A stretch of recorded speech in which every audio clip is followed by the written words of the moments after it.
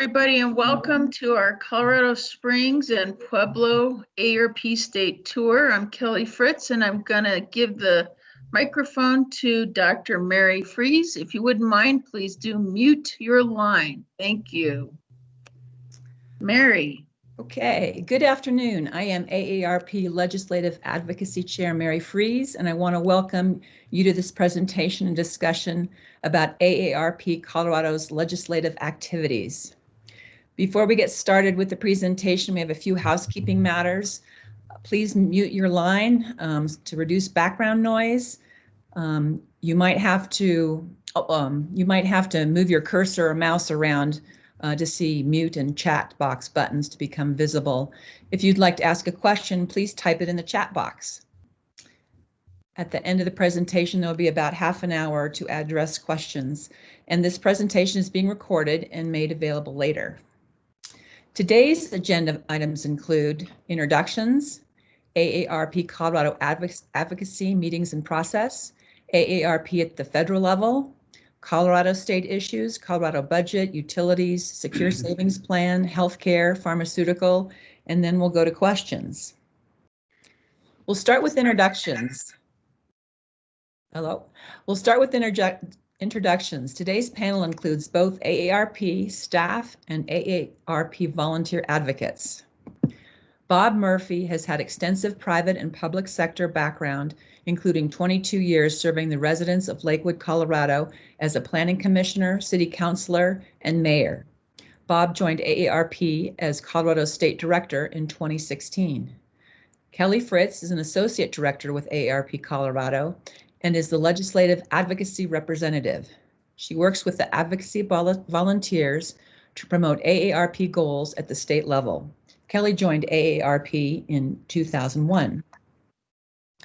Leslie Kalishman is vice chair of the legislative advocacy team and spent 30 years as a licensed clinical social worker in both medical and behavioral healthcare settings. She is currently a member of the Palliative Care Conference Steering Committee for Metro State University in Denver. Bill Levis is the lead volunteer utilities advocate for AARP Colorado and had been consumer counsel representing residential consumers before the State Public Utilities Commission. A.W. Schnellbacher is an AARP Colorado volunteer advocate and was a member of the AARP State Executive Council. He retired after 30 years with the U.S. government, 27 years spent with the federal Medicare and Medicaid programs. And I am Mary Fries. I am a retired physical therapist, clinician, and administrator with practice areas focusing on neurological conditions and on frail older adults. That wraps up the introductions, and next on the agenda is AARP advocacy in Colorado, volunteer meetings and process. The AARP Colorado legislative advocates are volunteer lobbyists registered with the state of Colorado who work on behalf of those aged 50 plus. Most advocates are retired and many professions are represented. We serve as nonpartisan advocates in the areas of healthcare, utility infrastructure, housing, retirement benefits, transportation, consumer protections, and many issues that don't have a defined category. Always important are the issues of strengthening Social Security and other retirement savings efforts, promoting adequate and affordable health care, and fostering livable communities. During the legislative session, January through early May, advocates meet weekly as a group to review legislative bills, discuss emerging issues, and plan lobbying actions.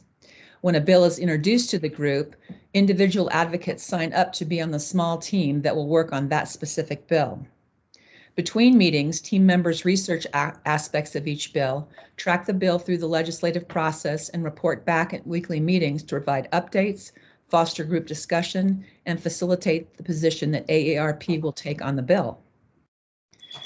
Positions include strongly support, monitor, which means we're keeping an eye on it, oppose, and strongly oppose. Occasionally, we'll take an amend position when we are lobbying for specific changes to a bill. For bills where we take a strong position, strongly support, strongly oppose, or amend positions, Team members on that bill will testify at House and Senate hearings, usually accompanied by a gaggle of advocates in the gallery dressed in white AARP shirts to show support for AARP testimony.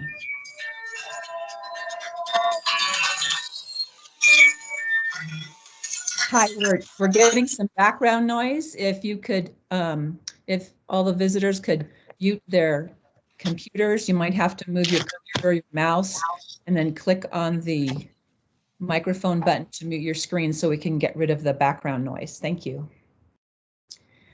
I'm going to back up a little bit. Additionally, advocates are in contact with legislators in our outside House and Senate chambers, lobbying on specific bills, and work to educate the community via various media outlets. We celebrate all holidays, and I'm not sure if we're lined up. Our presentation is down, Mary. I can't move it. I'm trying to text you that, but it completely stopped for me there. Sorry. Okay, no worries. If the slides were working, you'd see a bunch of advocates at a weekly meeting kind of dressed up, as that week happened to be Mardi Gras. Personally, for me, it feels great to work for the benefit of others in our state. And the best thing is working with the people on the team. They're dedicated, fun, and serious about the work, and there's a great team feeling.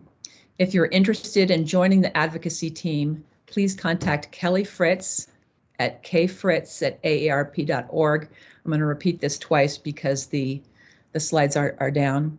KFRITTS@aarp.org. KFRITTS@aarp.org. Next up, Bob Murphy is going to talk about AARP at the national level. Bob. Thank you, Mary, and hello to our friends in Southern Colorado. Thanks so much for joining us today. I'm going to spend just 3 minutes talking about AARP advocacy on the federal level. And in doing so, I'm going to touch on 4 key issues. One is Social Security. The second is our response to the coronavirus pandemic. Third, our voter engagement campaign. And then finally, our response to recent concerns about the U.S. Postal Service. So first, Social Security. Protecting and enhancing Social Security is and always has been a pillar of our advocacy work, and particularly since the president's early August memos suggesting that he'd like to see a cut in Social Security payroll taxes, we've been hammering home our message. Social Security is an earned benefit. It's not an entitlement. It's a program that workers have paid into their whole lives. AARP will never stop fighting for this promise. It's one that must be kept, and any effort that puts it in jeopardy will be met with fierce opposition from AARP and our 38 million members. Our CEO, Joanne Jenkins, wrote an August 13th letter to the president asking him to both explain himself on the payroll tax issue and explain how he'll protect Social Security. We're also working with the Treasury Department and the Congress on this issue, and I think, as we know, that effort is not really going anywhere. And I would like to mention a recent poll we took of our, in fact, a poll just released today of 800 people statewide in Colorado, taught us that Social Security is a deciding factor to 84% of voters in Colorado in terms of who they would select for the U.S. Senate seat. They're interested in someone who would protect Social Security. 88% are interested in someone who will protect Medicare, so both very important issues. Next, our coronavirus response. The first thing we did here way back in March was also related to Social Security. In a matter of just a day or so, we quickly got the original CARES Act. If you remember, that was the original Stimulus Act. We got it amended so that Social Security recipients would also be able to receive the $1,200 stimulus check that was not part of the original legislation. Since then, our focus has been on the situation in our nursing homes. Very tragic. Around the country, 76,000 people have died in residential care facilities from COVID. Our lobbying at the state and federal levels has focused on transparency, reporting cases in these facilities, reporting deaths, of course, supplies of adequate PPE, adequate paid staffing, adequate testing, and very importantly, the capability for visitation by loved ones. We got involved early here with the Polis administration, and I'm always careful to give them high marks for their response, including the formation of an executive level rapid response team that met daily for 3 months through July and continues to meet 3 times a week. And we see a visitation policy that's now evolved from no visitation to virtual to in-person outdoor visitation, and now to in-person indoor visitation with certain criteria in place. Third, I'd like to mention our voter engagement campaign. We've just kicked that off. It's actually in high gear right now. We've got multiple goals. First of all, we want to remind all of us as 50+ voters to cast our ballots. We are the largest reliable voting bloc in the country. So cast your ballots, cast them early. They'll drop in the mail on October 9th. You should receive them by the 12th or 13th. Secondly, we want to let candidates know the importance of the 50+ and the importance of our issues. And we've talked about some of those: Social Security, Medicare, and certainly lowering prescription drug prices and healthcare in general, including safety from the coronavirus. So as I mentioned, Colorado is a target race for AARP, and the polling results have just come out. In fact, the press release just went out this morning, so hopefully it will be appearing in some of your newspapers. And finally, the Postal Service. We're as concerned as many Americans about the capability of the post office to ensure timely delivery of ballots, especially here in Colorado, which is a mail-in ballot state. So our Executive Vice President, Nancy Lamond, wrote an August 17th letter to the Postmaster General. I've spoken personally with our Secretary of State, Jenna Griswold, and I guess our key message to Coloradans, once again, is vote early and use those ballot boxes to drop off your vote if you're not necessarily trustworthy that the ballot will get to the county clerk by 7 p.m. on November 3rd. So happy to answer questions a little bit later. Thanks again for joining us today. Thanks, Bob, for the national view of AARP. Next on the agenda are Colorado state issues. I'm going to start with an overview of the Colorado budget in the year of COVID-19. The 2020 legislative session started January 7th and was rolling along. The Joint Budget Committee, or the JBC, had already prepared its 2020 through 21 fiscal year budget recommendations for the General Assembly to consider. Then the legislative session was suspended on March 4th due to COVID-19. Soon the economic impacts of COVID-19 became clear, with projected general fund revenues decreased by an estimated $4.3 billion, or about 16% for fiscal years 2019 through 20 and 2020 through 21. With an estimated $3.3 billion shortfall, the budget needed to be reworked. During the adjournment, the JBC members identified and considered many budget balancing options: cutting tax loopholes, transferring reserves, applying federal COVID-19 money where permitted, but mostly having to make cuts. After a 10-week hiatus, the legislative session resumed on May 26th with a short 3-week session focusing on high priority legislation. Many bills were taken off the table due to fiscal impacts and time constraints of the shortened session, but finalizing Colorado's 2020 through 21 budget was the priority, with the fiscal year just a month away beginning on July 1st. The 2020 through 21 state budget is $30.3 billion and reflects cuts of $3.3 billion to revenue shortfalls secondary to COVID-19.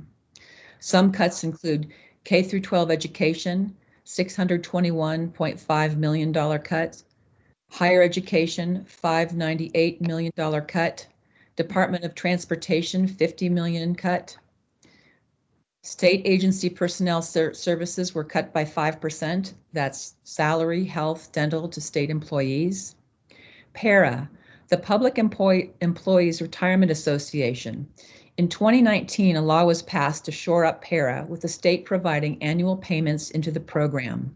The 2020 through 21 unfunded liability payment of $225 million from the state was deferred.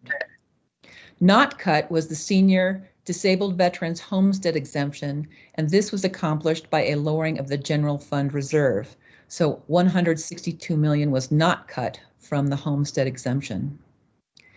The legislative session ended on June 15th with JBC warnings that budgeting for the 2021 through 22 fiscal year may be a harder process due to further economic consequences of COVID-19. There is also a ballot measure, Prop 116, that if passed would also decrease income to the state. The JBC is scheduled to meet on December 18th to start its work all over again. Next on the agenda is an update on utilities, and for that we go to Bill Levis. Thank you, Mary. In this last session, AARP actively supported passage of Senate Bill 130, which requires increased disconnect protection through the State Public Utilities Commission for residential utility customers. This is especially critical during the coronavirus pandemic, and the PUC is adopting rules on disconnect this fall. AARP helped defeat several bills that would have increased utility company profits in an era of declining cost and would have raised residential utility rates. We were also an active party in Excel's electric and gas rate cases, which resulted in 75% and 40% reductions in what the company requested, as well as substantial reductions in what Excel could earn. In the electric case, the reduction was over 10%, and it was 7.5% in the gas case, which directly affects the people who live in Pueblo. Also, AARP is instrumental in keeping fixed monthly rates in the gas case, including in Pueblo and Grand Junction, at $12 after Excel had advocated increasing it by 25% to $15 per month. AARP also worked directly with Excel and the Public Utilities Commission staff in making notice of any rate increase going forward more understandable to customers and giving consumers more information about how they could protest proposed increases to the PUC. We were also instrumental in getting customers time to analyze their electric usage, and as a result, giving them choice whether they want flat or time of use rates, as both Excel and Black Hills convert to smart meters. In fact, Black Hills is already using smart meters in Pueblo. AARP continues to work against Colorado joining a regional transmission organization that would increase rates and move oversight from the State Public Utilities Commission and municipalities, including Colorado Springs, to the Federal Energy Regulatory Commission. Finally, AARP supported passage of House Bill 1293, which is transitioning the 911 emergency services network from an analog to an internet-based system, providing both texting and video calling throughout the state. Texting has not been available in the city of Pueblo and in some rural areas under the analog system.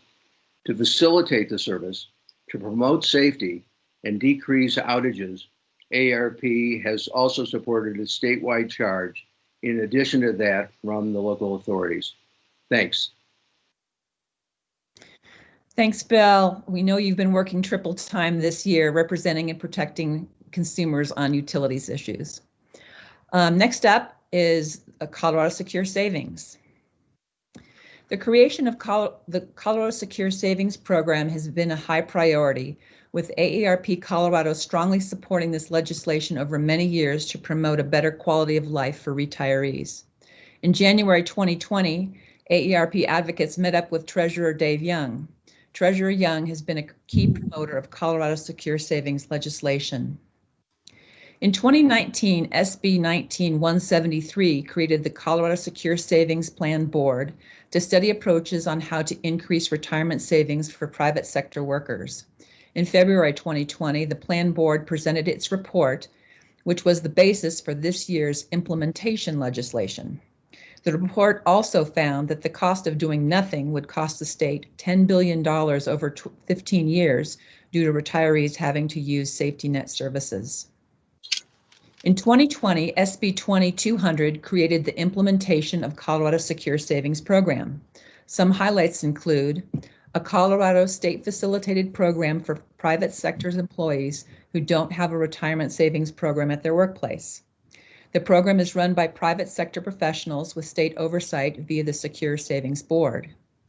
Employees will automatically be enrolled in the plan with 5% of their earnings deducted from their paycheck and placed into their individual retirement account.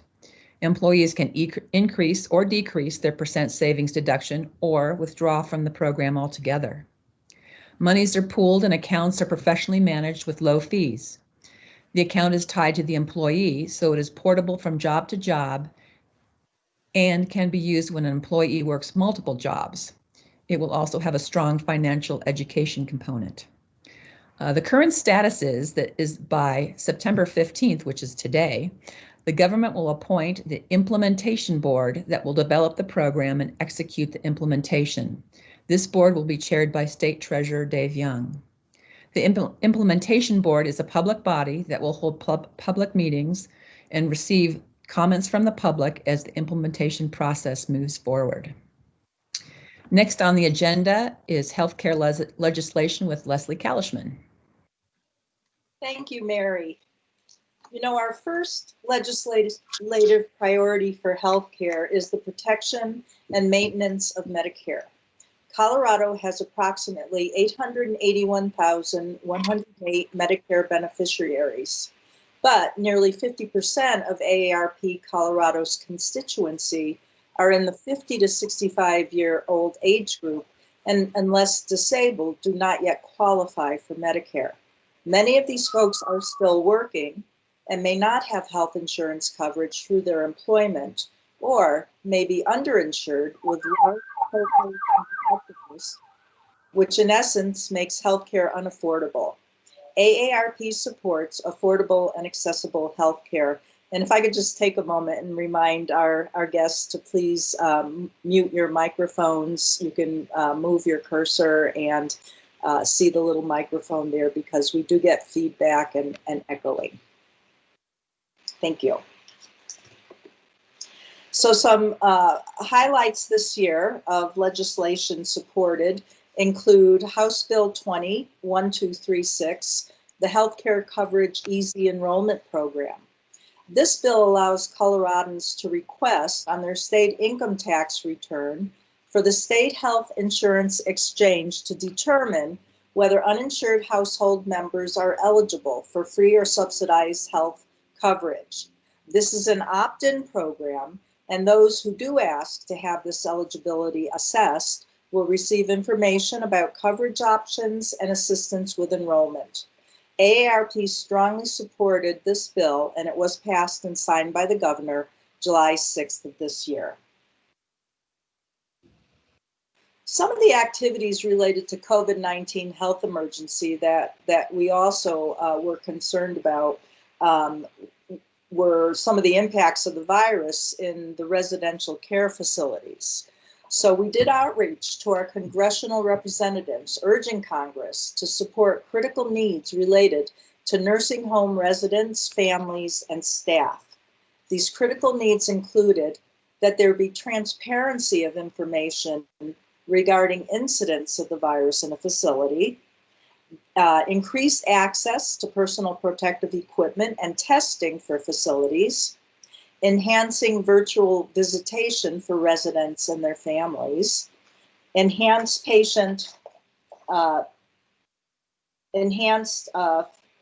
facility patient communications regarding involuntary transfers and discharges.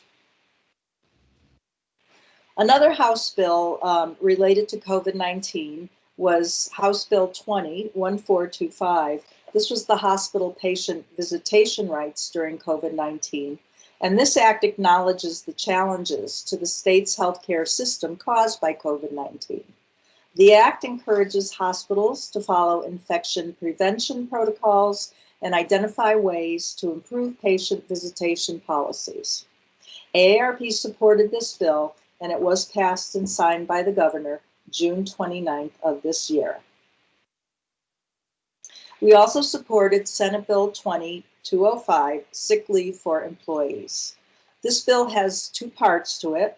The first part coming from federal emergency funding and legislation through the Emergency Paid Sick Leave Act in the Families First Coronavirus Response Act. All employees in the state are required to provide their employees paid sick leave for reasons related to COVID-19 through December 31st, 2020. The federal legislation provides funding for free coronavirus testing and 14 days of paid leave for American workers affected by the pandemic. This covers time spent in quarantine, time waiting for a diagnosis, and time ill. Employers receive refundable tax credits on a one-to-one basis to offset the costs of providing emergency paid sick leave. Part 2 of this act is the Healthy Families and Workplace Act, which starts January 1st, 2021. This act requires certain employers to provide paid sick leave to employees, accrued at 1 hour of paid sick leave for every 30 hours worked, up to a maximum of 48 hours per year. AAR supports paid sick leave, and this was passed and signed by the governor July 14th of this year. Senate Bill 2212, reimbursement for telehealth services. This makes more types of care eligible for telehealth insurance reimbursement. AARP supported, and this bill was passed and signed by the governor July 14th of this year. House Bill 201410, COVID-19 related housing assistance. This concerned assistance for individuals facing a housing related hardship due to the pandemic, and in connection, transferring money received from the federal government from the CARES Act to the Colorado Eviction Legal Defense Fund and the Housing Development Grant Fund to provide such assistance. This act provided eviction assistance, rental assistance, residential mortgage assistance, and guidance on other housing assistance issues to households facing financial hardship due to the pandemic. AARP supported this bill, and it was passed and signed by the governor June 22nd of 2020. Now, we have some additional concerns related to the economic impacts of COVID-19 on senior services and programs. The Older Coloradans Act, which is Colorado's version of the Older Americans Act, which has been around since 1965, supports state and county level services and programs provided through Colorado's 16 area agencies on aging, which we call the AAAs. The AAAs provide essential information and services to seniors, including seniors who are our most economically and socially vulnerable. The goal of these services is to allow people to age in place as much as possible. And these important services include information and referral services, mobility assistance programs, meal services and housing options, case management services to assist seniors and their families in gaining access to services, respite care, supplemental services such as homemaking and some personal care, enabling individuals to remain in their homes and communities as long as possible, and seniors gathering places like senior centers. Funding issues for these programs predate COVID-19.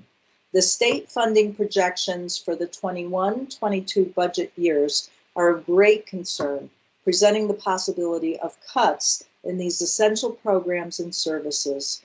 Protecting these programs are a priority for AARP. Thank you. Thank you, Leslie. Leslie and AW are part of Team Healthcare, the group of advocates that works on healthcare issues. So thank you, Leslie, for the presentation, and to AW Schnellbacher, who will be fielding healthcare questions shortly. Next up is a review of pharmaceutical bills. I'm going to talk about 4 pharmaceutical bills. The first is an implementation update on a law passed in 2019. And if we go to slide 35, the late night photo shows part of that process, late night process, your advocates at work at the State House. SB 19005, Canadian Prescription Drug Importation Program. This act aims to decrease prescription medication costs by importing meds from Canada, working within the parameters set by the federal government. The U.S. Health and Human Services Agency deadline to complete the drug importation rules has slipped to December 2020, so Colorado's final program request will likely occur in early 2021. Of note within this program is the possibility of expanding the program to nations beyond Canada, which leads us to the next bill to talk about, which came in this year. SB 20-119, Expand Canadian Prescription Drug Import Program. PI stands for Postponed Indefinitely, which means the bill died. So like the 2019 bill, this bill aims to lower drug prices by allowing the importation of prescription medications from nations beyond Canada. Again, the U.S. Congress must pass legislation authorizing such expansion.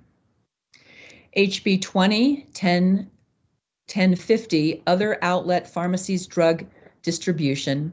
This act allows registered pharmaceutical outlets to make a casual sale or a loan of prescription medications to another registered outlet when a facility experiences a shortage. This is important so that all these healthcare entities can obtain medications if there is a local site shortage.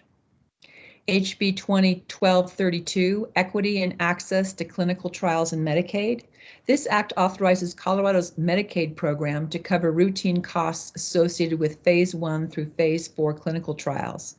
The Medicaid patient's treating physician determines that the patient has a qualifying disease or condition and that the patient meets the selection criteria for the clinical trial. This bill is particularly important for folks who have exhausted routine treatments for life-threatening illnesses and conditions, allowing them to have access to clinical trials regardless of income status. And now we'll be taking questions from the chat box. If you would like to ask a question, please type it into the chat box. To access the chat box, you may have to move your cursor or mouse, wiggle it around a little bit for the chat box link to become visible on your screen. Easy for me to say. If for some reason you can't get that to work, there's also a hand box. You can click on that to raise your hand. Kelly is going to read the questions aloud and delegate them out to the appropriate responder. So take it away, Kelly. Well, thank you, Mary. Thus far, I don't have any questions. Checking over here in my chat box, I don't see anything yet. But a common question we get is, what about the ballot measures this year? There's several things on the ballot, and I thought I would let you and Bob talk about what is on the ballot and AARP's position, if any, on those measures. Bob. Sure, Mary, I don't know if you have a slide on ballot initiatives, but there are 9 or 10 that have been approved by the Secretary of State, and they range from, gray wolves introduction to a lot of other things, including the Gallagher Amendment. AARP Colorado is only taking a position on one of the ballot measures, and that is Proposition 118, and that's the Colorado Paid and Family Medical Leave bill. So other than that, we are staying neutral on all of the other ballot initiatives, but we certainly do encourage everyone to do your homework on those, read the blue books as they come out, and then, as I say, vote your conscience on them. We oftentimes also get questions around Social Security. And AW, I thought I'd give you a chance if you wanted to just say hi to the group and talk a little bit about the current state of Social Security. Thank you, Kelly. I've been a volunteer with AARP Colorado since 2003. And one of our big initiatives we've always had is protecting and strengthening Social Security. We've gone through that for several years, with several campaigns to do that. And we always do support any ideas that we have on, again, protecting and strengthening Social Security. It is one of those most important retirement incomes for people over 65. Studies show that in 1940, 3/4 of people over 65 were in poverty. That because of Social Security and Medicare, that has been reduced considerably. So we continue to support and want to strengthen both programs. Thank you, AW. If you're not comfortable writing a message, you can just raise your hand. You can either go like this, or you can, there's a little hand up on the top of your cursor, or it could be down at the bottom. I'm not quite sure where you would see it, but anyway, we do have a cursor for that, or we'll take questions. If anybody has any, we love questions. Ask away. Let's see, I don't see anything. That must mean everybody got everything they needed to get out of today. Still no questions? Okay. Well, that's basically all we have for today. Janet, thank you, very thorough. We appreciate that. Thanks for joining us today, Janet. Any other thoughts from anybody before we, let's see, somebody already, they left the meeting. Okay. Anything else? Well, on that note, we'll give you the rest of your afternoon to go enjoy the day. We're thrilled that you guys joined us today. Thanks again. Have a great fall. And don't forget to vote, and you will be getting more stuff from AARP. You'll be checking your mailboxes and check your email boxes, because we are heavily engaging in the campaigns. I see that Ms. Cortez is typing something. I'm wondering if I should wait till she just says thank you. So thanks, everybody, and we'll look forward to seeing or hearing from you soon. Take care. Thank you. Thank you. Facing the threat of large-scale sea level rise. And as ProPublica points out in their latest report, the fact that all of these things are happening at once is not bad luck.